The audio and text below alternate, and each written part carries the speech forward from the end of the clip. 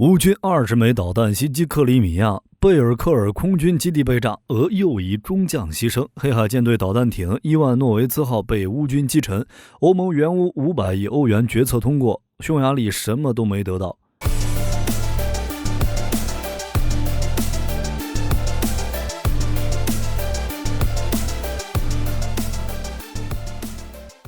俄乌战争第707天，乌克兰再次对克里米亚发动袭击。先前，乌军摧毁克里米亚北部的雷达时，火力军就认为乌军肯定会对克里米亚发动袭击，但是没想到竟然来得那么快。1月31日，乌军苏24战机携带风暴阴影或者斯卡普 EG 导弹袭击克里米亚，包括费奥多西亚、罗兹迪尔内、赫瓦尔迪斯克、塞瓦斯托波尔共4个区域发生爆炸。俄罗斯国防部则还是老一套，问题不大，导弹全部被拦截。1月31日，俄罗斯国防部发布消息说，俄防空系统在黑海上空摧毁了17枚乌军导弹，在克里米亚上空摧毁了3枚导弹，部分导弹碎片落到了克里米亚的刘比莫夫卡附近，没有航空设备受损。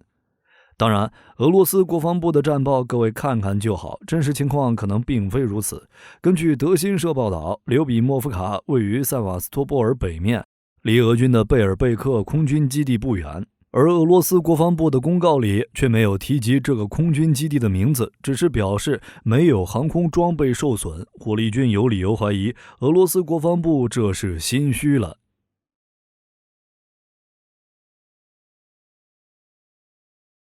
有报道称，袭击发生后，贝尔贝克空军基地附近发生大火，那是第204塞瓦斯托波尔战术航空旅的基地。克里米亚之风频道称，2架苏27、1架苏30战机被摧毁，12名俄军士兵死亡，10人受伤，1个雷达站和1个车队被摧毁。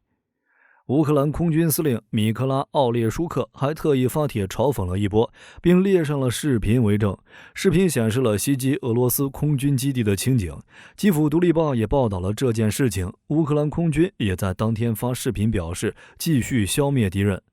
同时，乌克兰南部军区发言人胡梅纽克表示，克里米亚半岛上的机场至少被5枚导弹击中，其中2枚导弹击中俄空天军第38战斗机航空团的指挥所，另1枚导弹则袭击了机场通讯所。克里米亚之风电报频道参考俄罗斯媒体报道称，袭击贝尔贝克空军基地期间，俄罗斯航空中队指挥官亚历山大·塔塔连科中将牺牲。可以确定的是，贝尔贝克空军基地已经被炸。除了空军基地，乌克兰的导弹还光顾了新菲罗波尔和费奥多西亚，以及萨基和罗兹多尔内，但是最终的损失估计过几天才能看到。至于俄罗斯国防部所说的全部拦截，只能说看看就好。根据以往的情况，乌克兰发射的导弹数量可能远远超过20枚，而俄罗斯100%拦截的可能性为0，毕竟导弹袭击是有战术的。就实战情况来说，乌军可以选择干扰俄罗斯的雷达和发射器，发射诱饵弹来吸引俄罗斯导弹火力，而风暴阴影则从另一个方向突围，就比如 ADM-160， 长得跟巡航导弹差不多，但是没有弹头。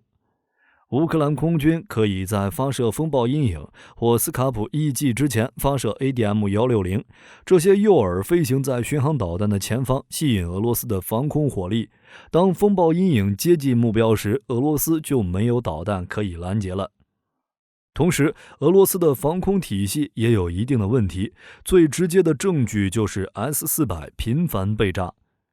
正常情况下，一套完整的 S-400 是自带雷达体系的，有 96L6E 低空捕盲雷达。乌军导弹在逼近的过程中就有可能被 S-400 的雷达发现，然后进行拦截。而且俄军还经常用铠甲这样的近程防空系统跟着 S-400 充当低空带刀护卫，所以就算是俄罗斯在雷达和电子系统方面不是很先进，但是 S-400 也不是老式装备，性能不会真的拉垮。那为什么俄军的防空表现那么差？在现代战场上，防空体系要面对的威胁很多，而且一个导弹营不可能一直停在一个地方让雷达一直开机，那就是纯粹是找打。加上俄罗斯防空系统的数量不多，无法覆盖克里米亚，所以实际情况应该是 S-400 需要不定时变换阵地，同时各个阵地之间能够满足火力范围相互覆盖，这样交替开机值班。就能形成互相掩护。但是俄军在克里米亚的情况很麻烦，如果 S-400 部署在克里米亚半岛最西端，其他导弹阵地受到地球曲率和地形影响，无法探测到克里米亚以西海面上的超低空威胁。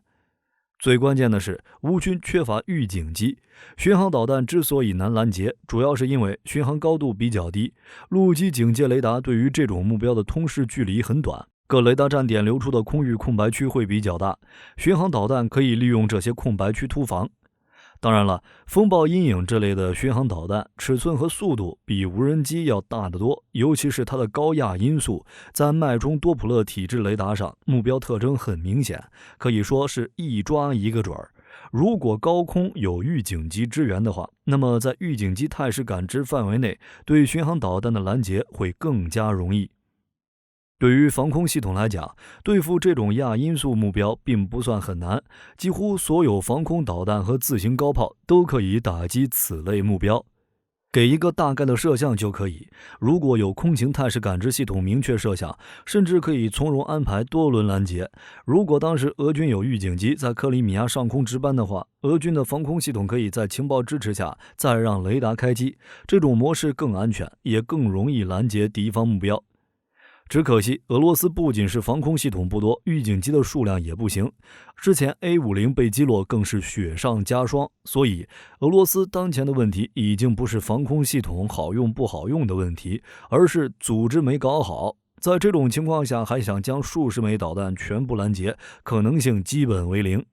另外一个好消息，则是俄军伊万诺维茨号被乌军海上无人艇击沉。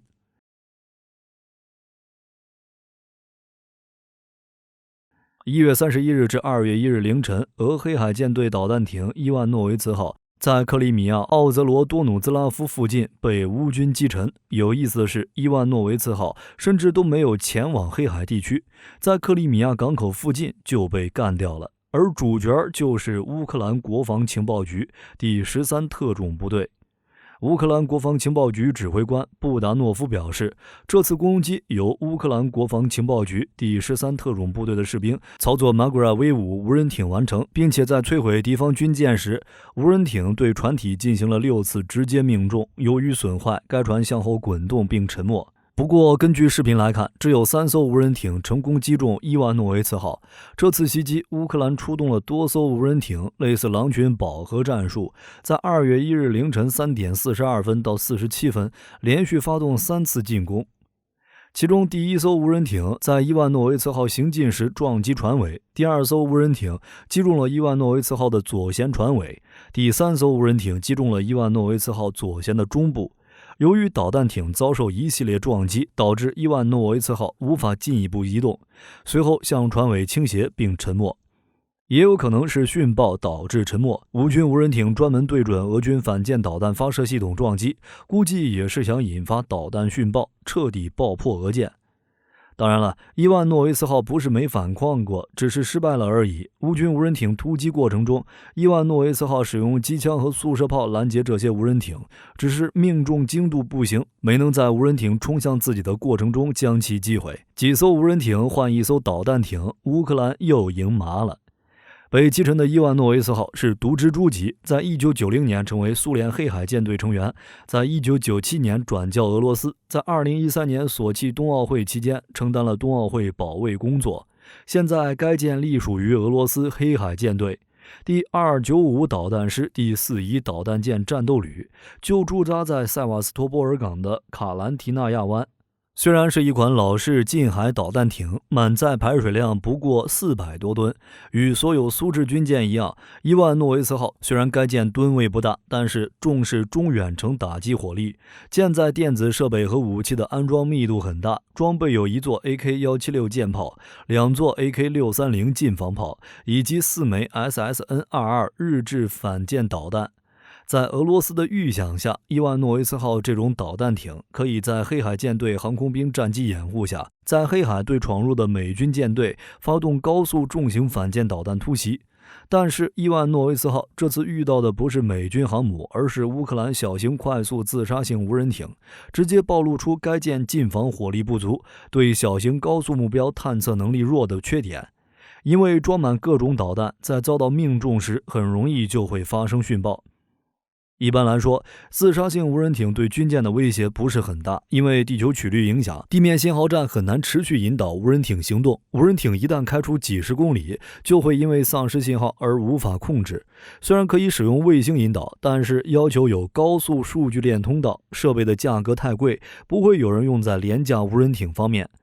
但是俄乌战争爆发之后，星链系统已经基本完工，完全可以引导无人艇发动远程精确袭击，而且只需要$450就可以解决过去非常复杂的通信、视频回传和控制问题。值得一提的是，据 Oryx 数据显示，在2年的战争中，俄罗斯总共损失了20多艘舰艇，包括登陆舰、潜艇和旗舰巡洋舰莫斯科号。最近一次重大损失是12月26日，在费奥多西亚港被巡航导弹击毁的大型登陆舰辛切尔卡斯克号。同时，当时的俄罗斯海军几乎无法再打造大型舰艇，伊万诺维茨号的地位可以等同于主力护卫舰，而且对于黑海舰队而言，现在本身就没剩多少战舰，不管损失吨位多大，都会再感觉肉疼。而且据了解，伊万诺维茨号造价$6000到7000万美元，和损失几艘无人艇相比，乌军这是稳赚不赔。对此，俄罗斯则保持沉默。值得一提的是，乌军这次使用的 Magri V5 并不是第一次击沉俄军舰了。2023年11月10日，乌军在克里米亚切尔诺莫尔斯克港炸毁俄军黑海舰队2艘11770型登陆舰，用的也是 Magri V5。除了攻击克里米亚，乌军对俄军的本土袭击依旧在持续。